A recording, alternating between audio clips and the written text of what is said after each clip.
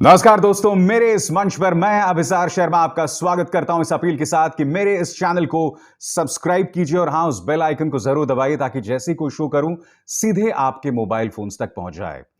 तो मुख्यमंत्री आदित्यनाथ, उत्तर प्रदेश के मुख्यमंत्री आदित्यनाथ कल जनता के बीच गए और वहां पर एक बच्चे को गोद में उठाकर मुख्यमंत्री आदित्यनाथ कहते हैं, देखो मुझसे डर नहीं रहा। आगे वो ये भी कहते हैं कि बेबी अगर डरने लगे तो प्रदेश में कानून व्यवस्था अच्छी है। इन दोनों में बहुत विरोधाभास दिखाई दे रहा है। तो आपने दो चीजें देखी दोस्तों। पहले मुख्यमंत्री आदित्यनाथ कहते हैं कि बच्चा मुझसे डर नहीं रहा, फिर वो कहते हैं कि बेबी अगर डरने लगे तो प्रदेश में कानून व्यवस्था अच्छी है। तो मुख्यमंत्री आदित्यनाथ, मैं आपसे पूछना चाहता हूं कि यह कौन सा राम राज्य है जहां बच्चे डरने लगे तो कानून व्यवस्था को अच्छा माना जाएगा?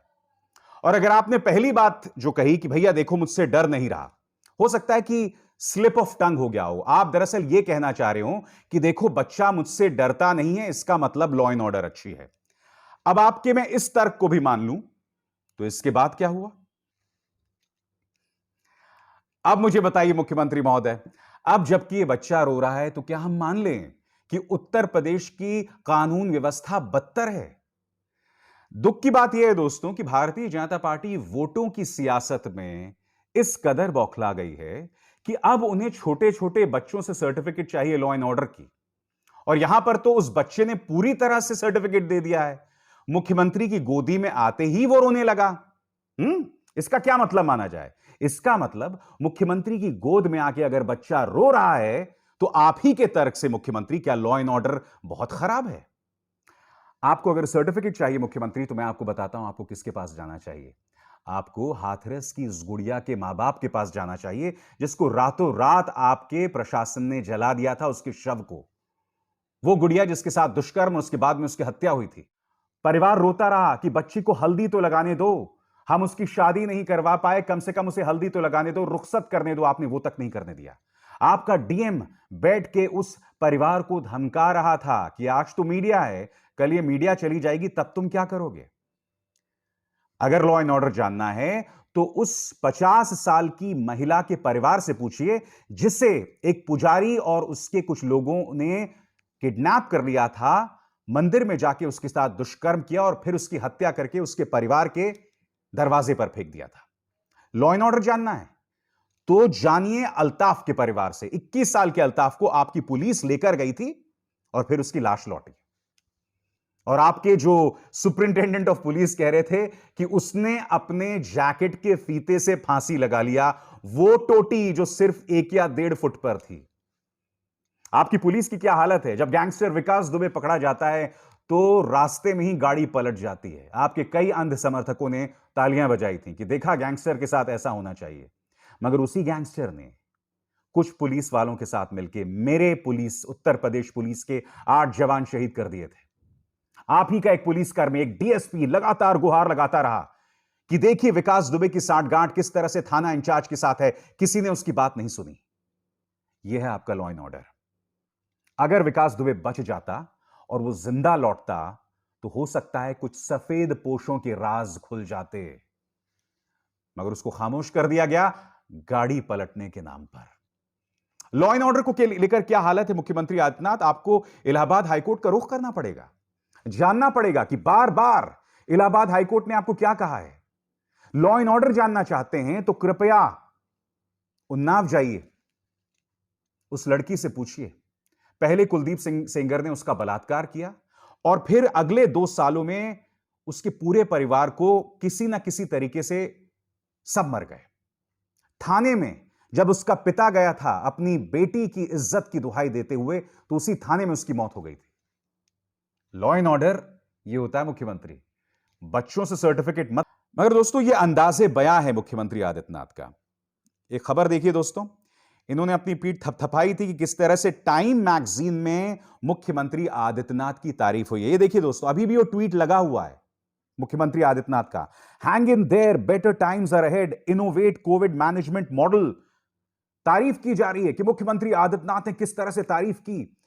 इस आर्टिकल में यह भी बताया जा रहा है कि मुख्यमंत्री आदित्यनाथ की तारीफ की जा रही है और ऐसा किसी और मुख्यमंत्री ने नहीं किया। बाद में जब इसकी जांच हुई तो पता चला कि टाइम मैगजीन के अंदर उत्तर प्रदेश सरकार ने विज्ञापन दिए थे।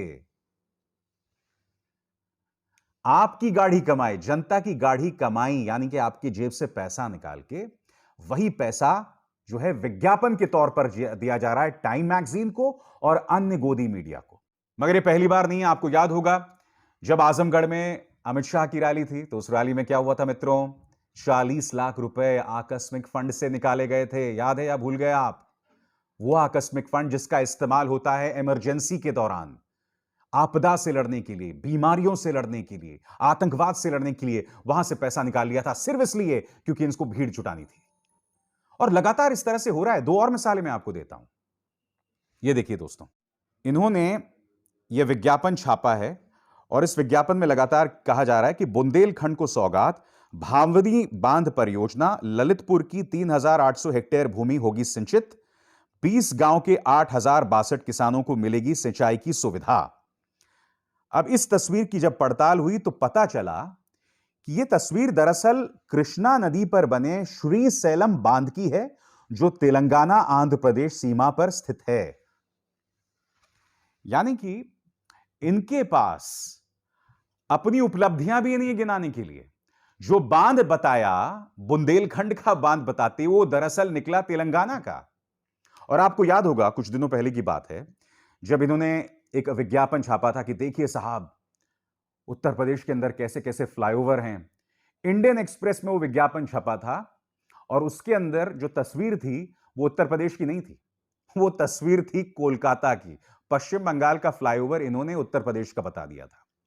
मैं जानता हूं इसका दोष मढ़ा गया था इंडियन एक्सप्रेस के ऊपर कि इंडियन एक्सप्रेस ने गलती कर दी। मगर मैं आपसे सवाल पूछता हूं, ये लोग करोड़ों विज्ञापन, करोड़ों रुपए खर्च करते हैं विज्ञापन के ऊपर, मगर क्या इनका जो पूरा प्रचार तंत्र है वो उसकी पड़ताल नहीं करता कि विज्ञापन के नाम पर अखबारों में क्या जा रहा है? हर बार करोड़ों रुपए खर्च किए जा रहे हैं, अलग अलग तरीकों से किए जा रहे हैं। इसलिए मैं बार बार कहता हूं दोस्तों, इन चुनावों में मुख्यमंत्री आदित्यनाथ की राह बहुत आसान है क्योंकि इनके साथ पूरा प्रचार तंत्र है। और दूसरी तरफ पूर्व मुख्यमंत्री अखिलेश यादव की राह बहुत मुश्किल है। इनके काम तो दिखा ही नहीं रहा है ना। पूर्वांचल में जो उन्होंने जोरदार रोड शो किया, जो जोरदार प्रतिक्रिया मिली, उसे तो गोदी मीडिया ने दिखाया ही नहीं। इसलिए मैं बार बार कहता हूं कि बहुत मुश्किल है अखिलेश यादव की राह, बहुत मुश्किल है मायावती की राह, बहुत मुश्किल है प्रियंका गांधी वाड्रा की राह, क्योंकि पूरा मीडिया इस वक्त सिर्फ और सिर्फ योगी आदित्यनाथ को दिखा रहा है।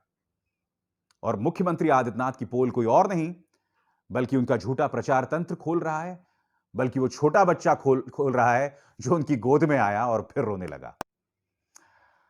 अभिसार शर्मा को दीजिए इजाजत। मैं इसी तरह से आपके सामने पोल खोलता रहूंगा दोस्तों, हकीकत लाता रहूंगा। नमस्कार।